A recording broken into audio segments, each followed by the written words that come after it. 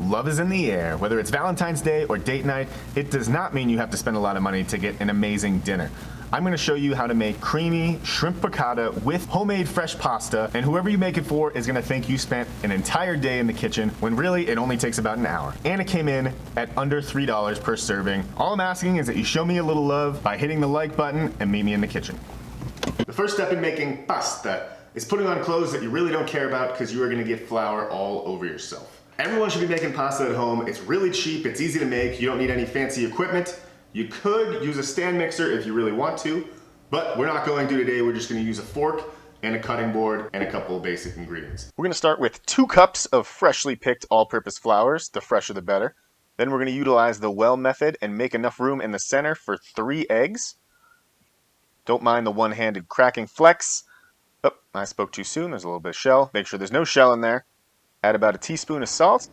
Just like you're making scrambled eggs, scramble them up in the middle of your flour bowl and then just slowly working in a little bit of flour at a time.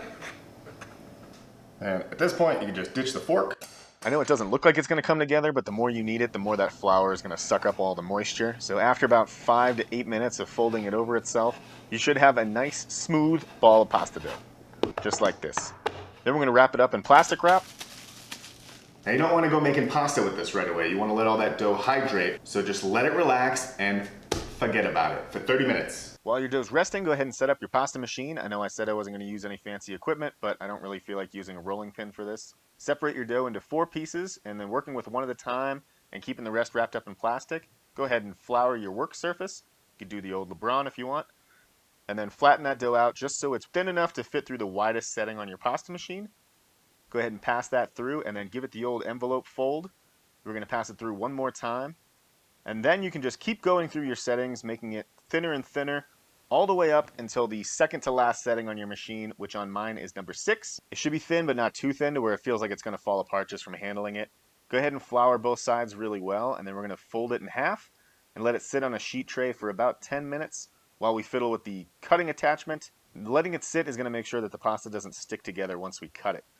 So once you're ready, just go ahead and take the handle, put it on the wider setting, that's for the fettuccine, and then run it through. Make sure this is really well floured, and you've got fresh pasta. Make sure everything's really well dusted with flour, and we're going to cook this right away, but if not, that's fine too. You can just wrap it up in plastic wrap and keep it in the fridge for 24 hours. Now let's talk about sauce first. Oh, almost hit that light. This sauce is really quick and easy. So in a pan over medium heat, we're going to start by sauteing about 100 cloves of garlic and a little bit of olive oil for about a minute or 2 till it's nice and fragrant. Then add your shrimp, season with salt, and then let that cook for just a couple minutes until your shrimp are mostly cooked. After about 2 to 3 minutes, take all that out of the pan, along with all those garlic bits. Throw in a tablespoon of butter. Onion goes in.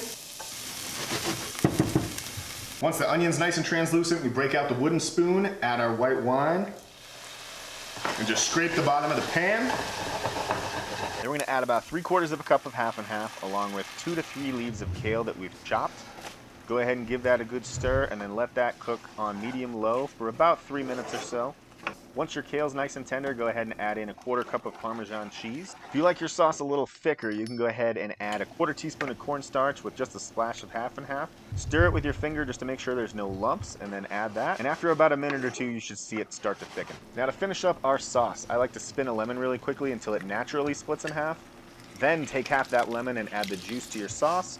Your shrimp can go back in, along with as many capers as you like. I like about half of one of these cute little jars, along with about a teaspoon or 2 of the caper juice itself.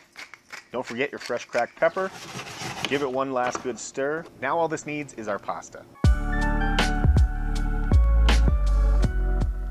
When you're ready to eat, bring a big pot of well-salted water to a boil, add your pasta, and then give it a good stir so it doesn't stick. You only have to cook this for about 1 minute, and then add it directly to your sauce, every little piece. I like to add in just a little bit of the pasta water.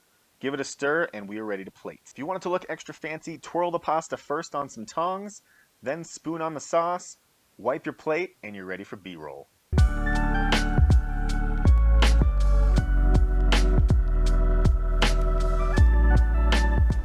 Just because it's date night or a special occasion doesn't mean you have to spend a lot of money.